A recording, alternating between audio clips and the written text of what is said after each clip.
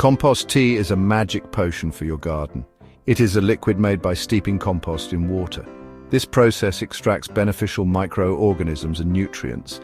It is a natural and effective way to boost plant health. Just like we enjoy a refreshing drink, our plants love compost tea. This magic potion is easy to make. It is full of goodness that makes plants strong and healthy. Think of it as a vitamin boost for your garden. Compost tea is bursting with nutrients. It feeds the soil and helps plants grow strong. Compost tea is like a multivitamin, giving plants everything they need. Healthy plants are better at fighting off pests and diseases.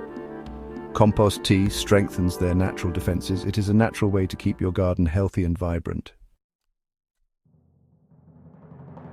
Making compost tea is fun and easy. You will need a bucket, some compost water, and an air pump. Fill the bucket with water and add your compost. Next, add the air pump to keep the mixture bubbly. Let it brew for a day or two.